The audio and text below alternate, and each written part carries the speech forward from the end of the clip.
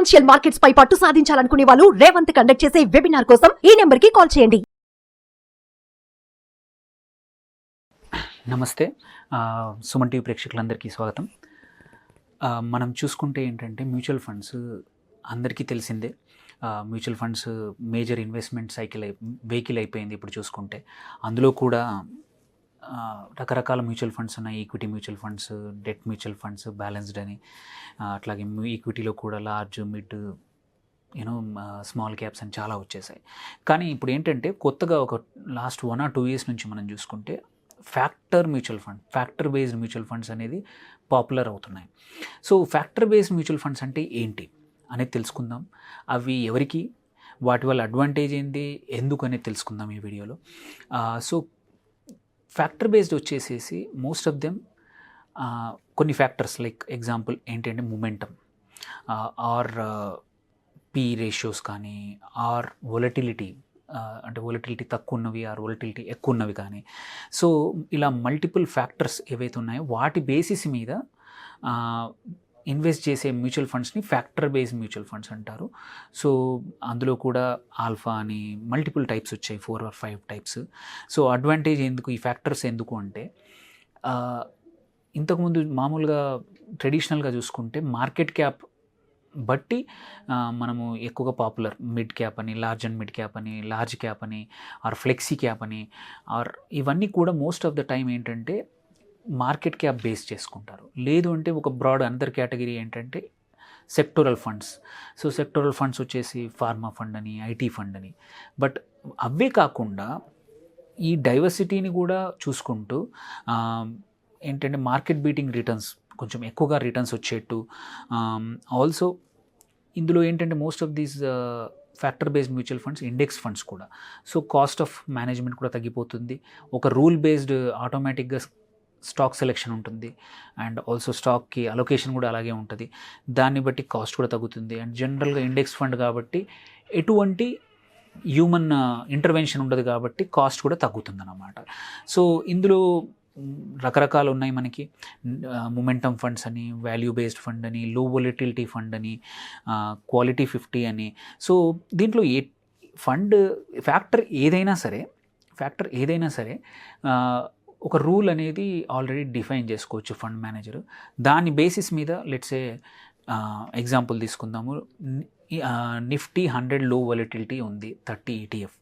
So ఇందులో ఏం చూస్తాము, ఈ నిఫ్టీ 100లో 100 స్టాక్స్లో వొలటిలిటీ తక్కువగా, అంటే అప్స్ అండ్ డౌన్స్ ఎక్కువగా లేని స్టాక్స్ 30 వాటిల్లో మాత్రమే ఇన్వెస్ట్ చేసే ఫండ్ అన్నమాట. దీంతో ఏంటంటే మచ్ మోర్ స్టేబుల్. ఇప్పుడు 100లో ర్యాండమ్గా తీసుకుంటే హై వొలటిలిటీ ఉన్నవి అన్ని రకాల స్టాక్స్ పిక్ అవుతాయి కాబట్టి అన్ప్రెడిక్టబిలిటీ హయ్యర్ ఉంటుంది మన పోర్ట్ఫోలియో. వేరాజ్ ఈ ఫండ్లో లో వొలటిలిటీ ఉన్న స్టాక్స్నే, హిస్టారిక్ డేటాని తీసుకొని వాటినే ఇందులో ఇన్వెస్ట్ చేస్తారు కాబట్టి సో మీకు అనేది ఒక స్టేబుల్ రిటర్న్స్ వచ్చే అవకాశం ఉంది. Same way one of the popular ఏంటంటే momentum factor based funds. So momentum ఫ్యాక్టర్స్లో example mid cap 150 momentum index fund ఉందండి. ఇందులో కూడా ఇది మొమెంటమ్ 50 ఇండెక్స్ ఫండ్. సో పేరులో చెప్పినట్టే ఇట్స్ ఎ మొమెంటమ్ ఫండ్, అంటే మొమెంటమ్ పాజిటివ్గా ఎక్కువగా ఉన్న వాటిలోనే, ఆ స్టాక్స్లోనే ఇన్వెస్ట్ చేస్తుంది. సో అట్లాంటప్పుడు అది కూడా ఏంటి, అంటే ఎందులోంచి పిక్ చేసుకుంటుందంటే నిఫ్టీ 150, మిడ్ క్యాప్ 150. ఈ కేసులో 150 మిడ్ క్యాప్ స్టాక్స్లో హయ్యర్ మొమెంటం ఉన్న 50 స్టాక్స్లోనే ఇన్వెస్ట్ చేసే ఫండ్ అనమాట. సో దీంతో అడ్వాంటేజా డిసడ్వాంటేజా ఏంటా అని చూసుకుంటే కూడా యూజువల్లీ ఈ మొమెంటమ్ ఫండ్స్ ఎస్పెషల్లీ పేరులోనే ఉంది, మొమెంటం ఎక్కువగా ఉన్నాయి, వొలటిలిటీ ఎక్కువగా ఉండే అవకాశాలు ఉన్నాయి, రిటర్న్స్ ఎక్కువగా వచ్చే అవకాశాలు ఉన్నాయి, బికాజ్ దే ఆర్ మొమెంటం మంచిగా ఉన్న స్టాక్స్లోనే ఇన్వెస్ట్ చేస్తూ ఉన్నారు. ఎట్ ద సేమ్ టైం ఎప్పుడైనా మార్కెట్ కరెక్ట్ అయినప్పుడు కూడా ఇవి కొంచెం ఎక్కువగా కరెక్షన్ వచ్చే అవకాశం ఉంది when compare to more diversified other only ప్యూర్గా మార్కెట్ క్యాప్ బేస్డ్ ఫండ్స్ కన్నా కూడా ఇవి మొమెంటం ఎక్కువగా ఉన్న స్టాక్స్తో మొత్తం నింపేస్తాం కాబట్టి పోర్ట్ఫోలియో. సో ఎక్కువగా ఫాలో అయ్యే అవకాశాలు కూడా ఉన్నాయి. సో దీంతో అడ్వాంటేజ్ ఏంటి మొమెంటమ్ బేస్డ్ ఆర్ ఇప్పుడు వేరే వాటిలో ఏంటంటే, ఎవరికైతే డైరెక్ట్ స్టాక్స్ టైం లేదు చేయడానికి బట్ హయ్యర్ రిటర్న్స్ ఎక్స్పెక్ట్ చేస్తున్నారు, యూ బిలీవ్, మీకు కన్విక్షన్ ఉంది నాకు మొమెంటమ్ బేస్డ్ రూల్ బేస్డ్ ఇన్వెస్ట్మెంట్లో నాకు రిటర్న్స్ వస్తాయనే కన్విక్షన్ ఉందనుకోండి, అప్పుడు ఈ ఫ్యాక్టర్ బేస్డ్ మ్యూచువల్ ఫండ్స్ ఇట్లాంటివి మనం సెలెక్ట్ చేసుకునే అవకాశాలు ఉన్నాయి.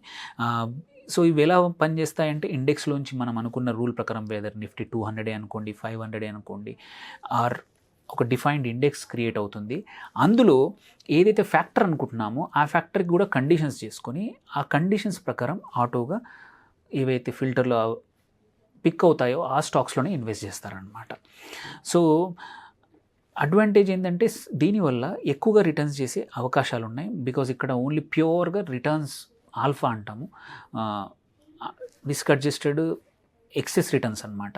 సో అంటే ఎక్కువ రిటర్న్స్ వచ్చేది when compare to other portfolios కన్నా వచ్చేట్టు ఈ ఫండ్స్ జనరేట్ చేస్తాయి.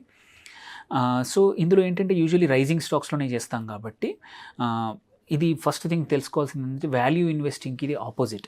Usually value based investment or value ఇన్వెస్ట్మెంట్లో ఏవైతే అండర్ వాల్యూ ఉండి పడిపోతున్నాయో, తక్కువ లో పీతో ట్రేడ్ అవుతున్నాయి, వాటిల్లో ఇన్వెస్ట్ చేయడానికి value investment. Momentum is opposite to that.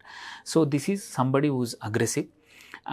And also దీంతో అడ్వాంటేజ్ ఏంటంటే నువ్వు ఎటువంటి మార్కెట్ క్యాప్ చూడవు, క్వాలిటీ కూడా పెద్దగా పట్టించుకో. సో సమ్ టైమ్స్ ఏమవుతుందంటే క్వాలిటీ చూడవు కాబట్టి ఓన్లీ మొమెంటం ఉందా లేదా అనే కాబట్టి సో క్వాలిటీ మంచి లేని స్టాక్స్లో పిక్ అయ్యే అవకాశాలు ఉన్నాయి. That is a disadvantage. And most important thing మనం తెలుసుకోవాల్సింది, ఎస్పెషల్లీ మొమెంటమ్ ఫ్యాక్టర్ బేస్డ్ ఈ దాంట్లో హయ్యర్ చర్న్ ఉంటుంది. అంటే ఎక్కువగా ట్రాన్సాక్షన్స్ ఎక్కువగా అవుతాయి. బికాజ్ ఇక్కడ మొమెంటం ఉన్న స్టాక్స్లోనే కాబట్టి వొలటిలిటీ ఎక్కువ ఉంటుంది. సో పోర్ట్ఫోలియో అనేది చర్న్ ఎక్కువ అవుతుంది. సో కాస్ట్ ఆఫ్ చర్న్ కూడా ఎక్కువగా ఉంటుంది. సో ఇందులో క్వాలిటీ తక్కువ ఉంటుంది. సో దిస్ ఈజ్ ఎవరికి ఎవరు ఇలాంటి నెగిటివ్స్ ఉన్నప్పుడు ఎవరు ఇన్వెస్ట్ చేయాలి దీనిలో అంటే somebody who has first thing నేను చెప్పినట్టు కన్విక్షన్ ఉండాలి, మొమెంటమ్ బేస్లో నాకు వస్తుంది అనే కన్విక్షన్ ఉండాలి. సెకండ్, హయ్యర్ రిస్క్ కేపబిలిటీ ఉన్న వాళ్ళు, కొంచెం నాకు రిటర్న్స్ ఎక్కువ కావాలి, and also long term. So ఐడియల్గా 3 to 5 years ఇన్వెస్ట్మెంట్ చేస్తాను అంటేనే తప్ప. ఎందుకంటే ఇప్పుడు చూసుకుంటే మొమెంటమ్ బేస్డ్ మ్యూచువల్ ఫండ్స్ మనం డేటా చూసుకుంటే last 2 years, 1 year, 3 years, 5 years ఎప్పుడైనా సరే బ్యాక్ టెస్ట్ చేసుకుంటే ప్రతిసారి ఇండెక్స్ కన్నా కూడా చాలా హయ్యర్ రిటర్న్స్ వచ్చాయి. ఈవెన్ వాటి కేటగిరీ కన్నా కూడా హయ్యర్ రిటర్న్స్ వచ్చాయన్నమాట. So they work, but only thing ఏంటంటే whether it is Nifty mid cap 150 momentum కానివ్వండి, నిఫ్టీ 200లో మొమెంటమ్ 30 ఫండ్ కానీ, ఆర్ 500లో నిఫ్టీ 500లో మొమెంటమ్ 50, ఏవి కూడా చూసినా ఇండెక్స్ కన్నా చాలా హయ్యర్ రిటర్న్స్ ఇచ్చాయి. Okay, and even better average వేరే వాటికన్నా కూడా మ్యూచువల్ ఫండ్స్ కన్నా హయ్యర్ రిటర్న్స్ ఇచ్చాయి. So but it comes with a cost. ఇట్లాంటి బేర్ మార్కెట్లో హయ్యర్ ఫాల్ కూడా అవ్వచ్చు. So if you have a risk capability and long term investment and you think that ఏమంటారు, మనము మార్కెట్ క్యాప్ మీద ఒకటే పారామీటర్ మీద నేను చూసుకోలేను వేరేగా అన్నప్పుడు చాలా ఆప్షన్స్ వచ్చాయి. ఇప్పుడు లో వొలటిలిటీ వచ్చింది, ఎవరైతే కొంచెం స్టేబుల్ రిటర్న్స్ కావాలి, లార్జ్ క్యాప్స్లోనే కావాలి బట్ స్టేబుల్ రిటర్న్స్ కావాలి, so you have an option. లో వొలటిలిటీ ఫండ్స్ ఉన్నాయి. సో మొమెంటమ్ బేస్ చాలా వచ్చాయి. మీ ఫైనాన్షియల్ అడ్వైజర్ని సంప్రదించండి. సో అండ్ ఏవైతే మీ రిస్క్ ప్రొఫైల్కి సూట్ అవుతాయో వాటిలో ఇన్వెస్ట్ చేయండి. థ్యాంక్ యూ అండి. Thank you for listening.